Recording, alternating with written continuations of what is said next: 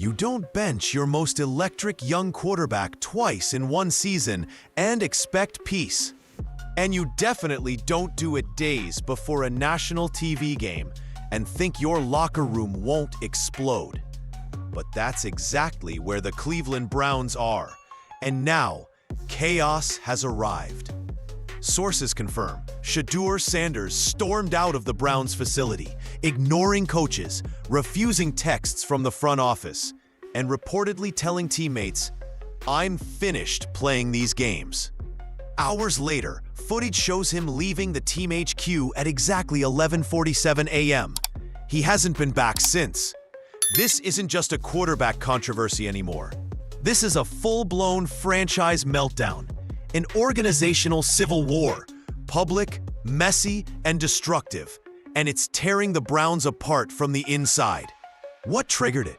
Head coach Kevin Stefanski dropped a bombshell behind closed doors. He'd be starting Gabriel against the Baltimore Ravens, benching Sanders again for the second time this season. Despite Shedeur's strong numbers, national spotlight, jersey sales, and leadership praises from the locker room, he's out. But don't be fooled. This wasn't just about one game. It's been building for months. A war between coach and ownership, between structure and star power. And in the middle, Shedeur Sanders, maybe the most marketable player Cleveland has had in decades. Now, veterans are choosing sides. The locker room is cracked. Fans are revolting online. Hashtag Free Shedeur is trending. And sources say Browns ownership, including Jimmy Haslam himself, learned about Sanders' exit on social media. This situation, it's spiraling fast. And if it doesn't get resolved soon, we're not just talking about a lost season. We're talking about a generational quarterback walking out and the Browns watching it all go up in flames. This wasn't the first time Shedeur Sanders got benched, but it's the one that broke everything. The first time, back in Week 3, came after a rough primetime performance. Stefanski made the call, publicly framed it as a reset, and gave the narrative some breathing room. Sanders came back in Week 5 and lit up Cincinnati in a breakout performance that seemed to silence the critics and lock in his spot. The fan base rallied. The media got in line. Even skeptics in the locker room saw what he brought. Then, without warning, came round 2. According to multiple insiders, Stefanski called Shedeur into his office during QB meetings and told him Gabriel would start against the Ravens. The reasoning? Consistency, execution, system fit. That's it. Reports say Shedeur didn't argue, didn't speak, just nodded, stood up, and left the room. What followed wasn't a sideline tantrum or media meltdown. It was a walkout. Sources say Sanders returned to the locker room, grabbed his personal belongings, ignored attempts from veteran teammates to intervene, and told one of them, "Don't waste your breath. I'm done playing these games." Minutes later, he was gone. Security footage reportedly shows Sanders leaving the facility at exactly 11:47 a.m. He hasn't returned. He shut down communication with coaches, hasn't responded to ownership, and sources suggest even the GM is being iced out. This wasn't about a touchdown or a playbook issue. It was about trust, and it finally snapped. Benching a highly drafted, highly marketed rookie quarterback once is bold. Doing it twice, even after he'd proved he belonged? That sent a message. Only this time, it backfired, and now the Browns are watching the fallout in real time. The moment Sanders walked out, the Browns' locker room split. Not quietly, not gradually, it fractured instantly, and everyone felt it. Offensive skill players were among the first to voice frustration. Receivers who'd built chemistry with Shedeur were stunned. Running backs who'd fed off the energy he brought to each huddle felt blindsided. To them, the offense had rhythm, life, and explosiveness under Sanders. Replacing that with a safe, system guy like Gabriel didn't just feel conservative, It felt like betrayal. Several receivers reportedly skipped post-meeting film sessions that afternoon. One source described the offensive side of the facility as ice cold. Body language shifted, conversations got shorter, and eye contact got rare. The message wasn't even spoken, it was lived. The locker room was no longer one group chasing a common goal. It was two camps navigating silent war. Meanwhile, offensive linemen leaned the other way. According to reports, many of them supported Stefanski's decision. They respected Gabriel's command of the system. They felt his reads were faster and protections more comfortable. These guys appreciated discipline, structure, and stability. Stefanski's trust the system mantra spoke their language more than Sanders' off-script flash. The defense? They just wanted it all to stop. Sources say players on that side of the ball tried to stay neutral until it became impossible. One Pro Bowl defender reportedly told a team staffer, "We're trying to win games while management plays politics. It's impossible." Now, trust is fading fast. Each practice rep is tense. Players don't know what version of the Browns they're walking into each day. And worse, no one's stepping up to fix it.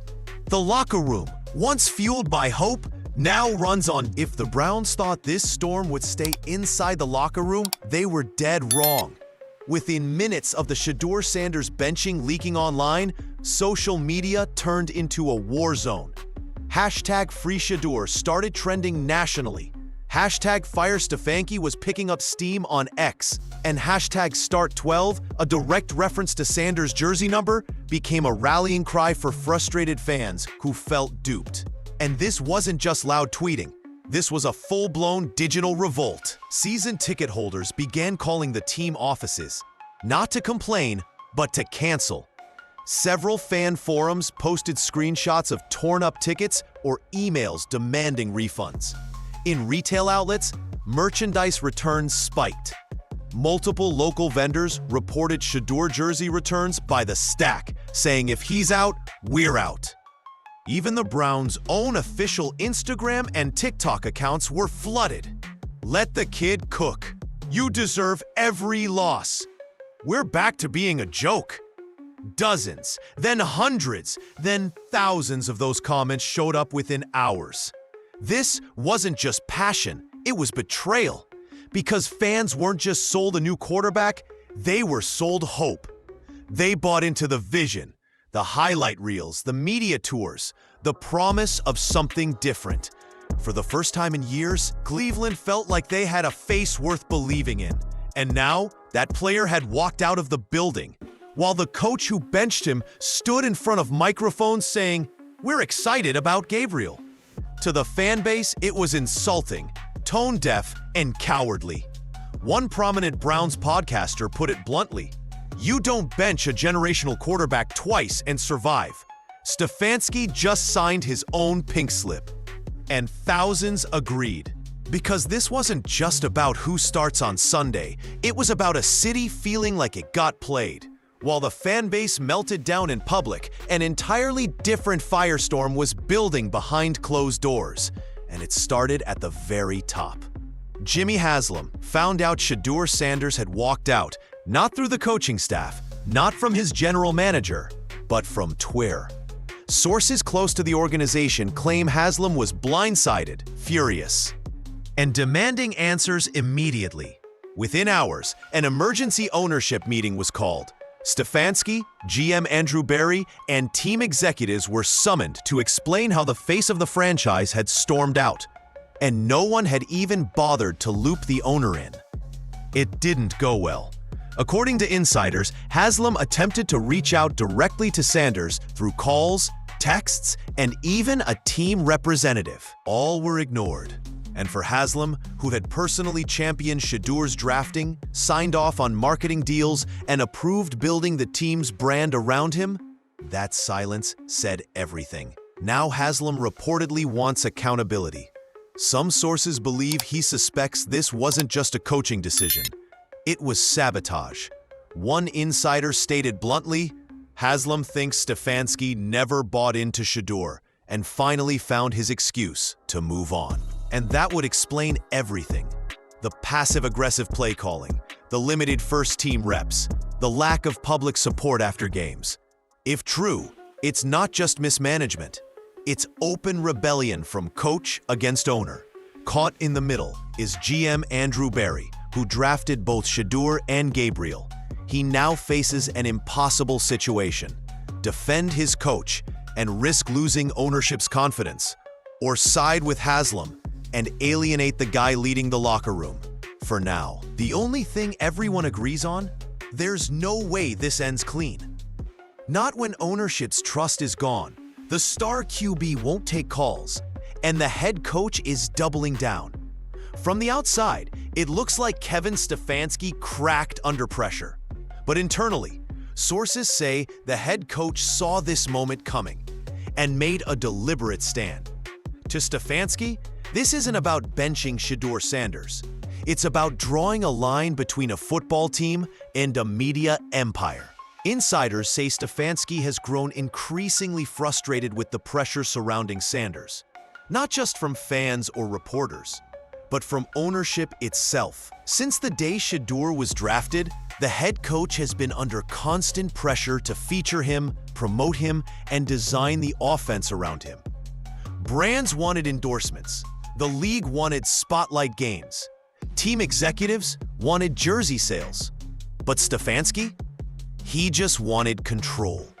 And for a coach who built his philosophy on system, structure, and discipline, Sanders represented everything unpredictable. Unspoken but ever-present was the reality. Shedeur was never Stefanski's guy. He was ownership's pick, the marketing department's dream, the fans' savior. And Stefanski reportedly saw himself backing further into a corner every week Sanders started. So when he benched him for Gabriel, a textbook pocket passer who plays within the system, it wasn't just about football. It was about reaffirming who runs this team. In his mind, the choice was simple: principle or popularity. But here's the catch. Even if Stefanski believes he acted on principle, it may still cost him everything.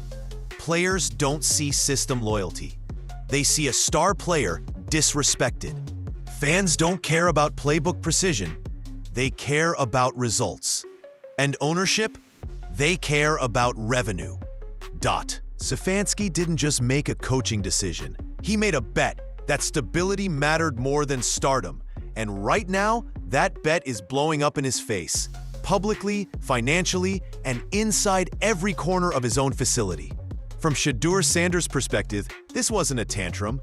It was a buildup, months in the making. He didn't burst into the locker room screaming. He didn't send out passive-aggressive tweets. All he did was gather his things, tell teammates, "I'm done playing these games," and walked out. But that single move sent the clearest message of all. He was never truly welcome in Cleveland, only tolerated. Let's make one thing clear. Sanders wasn't perfect. He threw 11 interceptions in 8 games. He forced throws under pressure. But those mistakes came while operating in what sources close to him have called a deliberately restrictive system. Stefanski didn't just make a coaching decision. He made a bet that stability mattered more than stardom. And right now, that bet is blowing up in his face, publicly, financially, and inside every corner of his own facility. From Shedeur Sanders' perspective, this wasn't a tantrum. It was a buildup, months in the making. He didn't burst into the locker room screaming. He didn't send out passive-aggressive tweets. All he did was gather his things, tell teammates, "I'm done playing these games," and walk out. But that single move sent the clearest message of all. He was never truly welcome in Cleveland, only tolerated. Let's make one thing clear. Sanders wasn't perfect. He threw 11 interceptions in 8 games. He forced throws under pressure. But those mistakes came while operating in what sources close to him have called a deliberately restrictive system.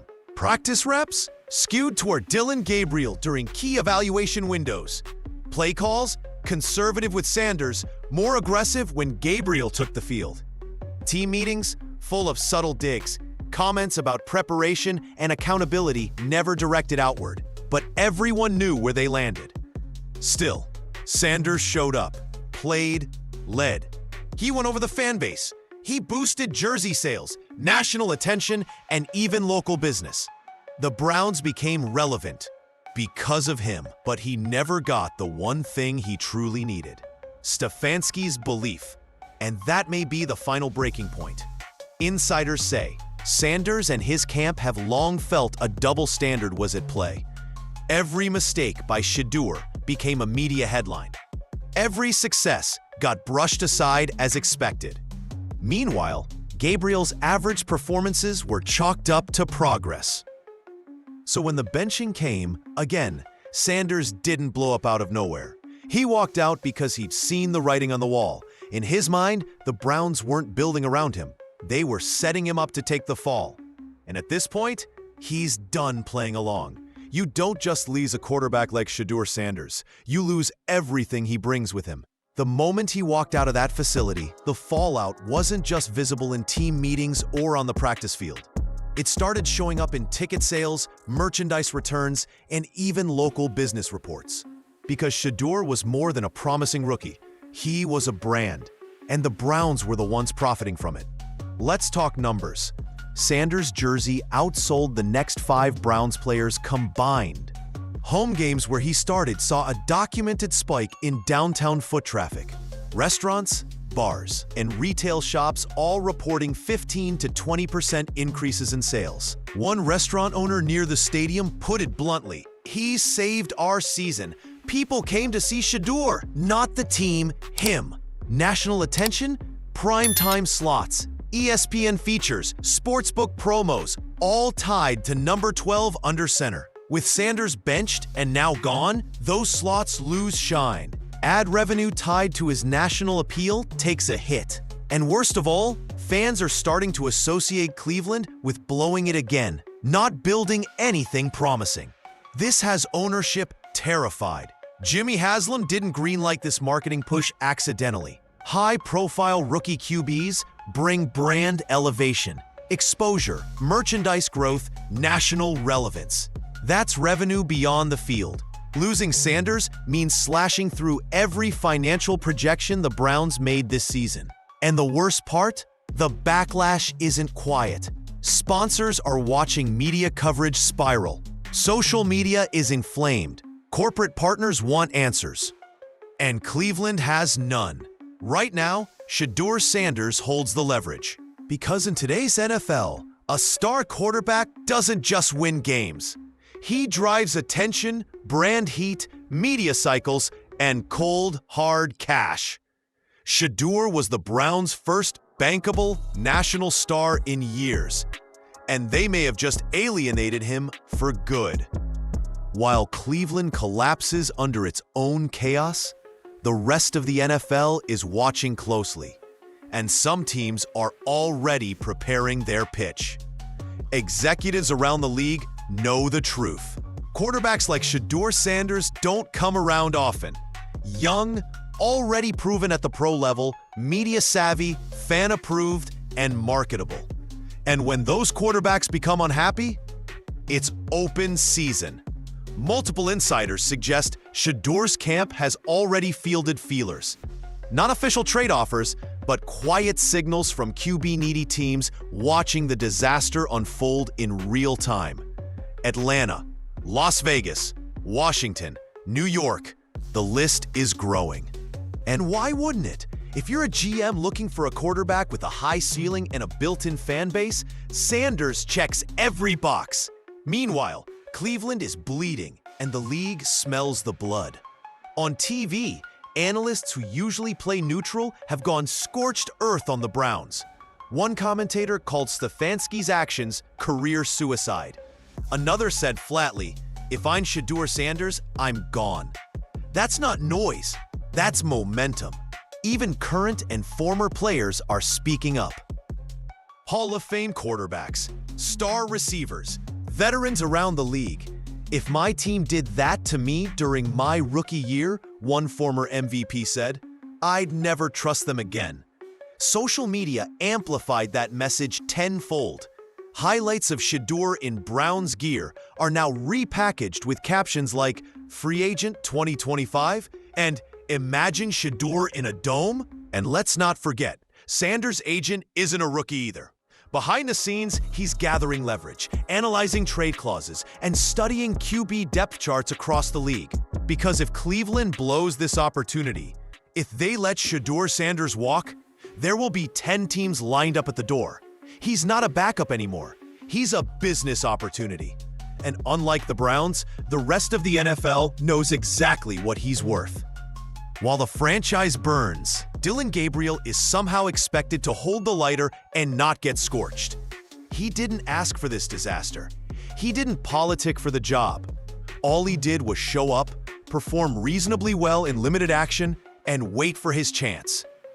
Now he's being thrust into the starting role, in a divided locker room, under national scrutiny, with a fan base ready to boo at kickoff. Even worse, he's replacing a player the city fell in love with. Statistically, Gabriel has been solid. Higher completion percentage than Sanders, lower turnover rate, good system command. But that's all people see. Safe. Not exciting, not polarizing, not marketable. Just competent. And in today's NFL, that's not enough to stop a full-blown QB controversy. Sources say Gabriel knows exactly what he's walking into. He's seen the social media vitriol. He's heard the whispers on the practice field. He's not the bad guy, but he's wearing the bullseye anyway. If he plays poorly, the crowd turns toxic. The locker room fractures further. Stefanski goes down. If he plays well, fans call it rigged. Shedeur's supporters scream conspiracy. Nobody wins. And that's the insanity of this situation. Gabriel isn't fighting for a job. He's caught in a cultural war between old-school control and new-school stardom. For a third-round rookie trying to build his career quietly and earn respect the hard way, there's nothing fair about it. But the NFL doesn't care about fair. Gabriel is walking into Sunday with the weight of a quarterback battle he never asked for, and a city waiting to see if he'll fly or fall. This isn't just a coaching dispute anymore. It's a three-way war, and there's no referee. Inside Browns headquarters, every layer of leadership is pulling in opposite directions. Stefanski is standing firm on his benching decision, claiming it's about football, not favoritism. Players are calling BS, pointing to inconsistent handling, unequal reps, and double standards. And ownership? They're scrambling behind the scenes, trying to undo a PR nightmare while power sliding into damage control mode. Sources confirm that multiple veteran players bypassed normal channels and went straight to Jimmy Haslam demanding clarity. These weren't backups or locker room complainers. They were captains, starters, pro bowlers. Their message: fix this or lose the team. And Haslam responded. Reports now suggest he gave Stefanski 48 hours to either repair the situation or explain himself publicly. Some even believe Stefanski's job is already in jeopardy, not because of the benching itself, but because of how little he communicated it to the people funding the show. Meanwhile, GM Andrew Berry is juggling torches. He drafted both quarterbacks. He backed Stefanski publicly. But now, he's also the one ownership is eyeing to clean up the mess. Inside the walls, tension is thick. Coaches walk on eggshells. Players mutter under their breath. The cafeteria feels colder. The locker room is divided in plain sight. Cleveland isn't just losing control of the season. They're losing the team. And once that happens, there's no playbook that can save you. Not many franchises get a moment that defines who they are, but the Browns are staring right at one. In one corner, you have a head coach unwilling to back down. In the other, a young quarterback who's shown flashes of brilliance and already captured the hearts of fans. And in the middle, an owner trying to keep the entire building from imploding. These aren't just locker room politics or growing pains. This is an identity crisis played out in real time. If the Browns back Stefanski and let Shedeur walk, they risk alienating a massive portion of their fan base, driving away future free agents, and detonating everything they've spent years trying to build, all in the name of control. If they side with Sanders, they tank their coach's authority, risk looking like a team run by players, and signal that marketability matters more than meritocracy. There's no clean outcome. No team meeting or team statement fixes this now. Either way, they lose something: trust, stability, or credibility. The crisis within Cleveland isn't just about who starts under center. It's bigger, it's cultural, it's personal. This is about whether the Browns are capable of evolving as a modern organization or doomed to fall back into dysfunction every time things get complicated. Because no matter what decision is made, the ripple effects are already underway. And what's left after the dust settles might not look anything like the Browns fans thought they were finally becoming. This isn't just a quarterback controversy. It's a full-blown identity crisis. And the entire NFL is watching it unfold. Shedeur Sanders walked out not because of ego, but because he saw the writing on the wall. He was never truly wanted, only marketed. And Kevin Stefanski, he stood his ground, but possibly at the cost of his locker room, his fan base, and his future in the NFL. Now the Browns are staring down a moment they can't spin, patch, or ignore. Every decision from this point forward sends a message to the players, to the fans, and to the league. Do they hold the line for structure and sacrifice their most promising star in decades? Or do they embrace the chaos, admit to mistakes, and hold on to a player the city already sees as its future? There is no easy out. No PR statement will fix this. Only action will.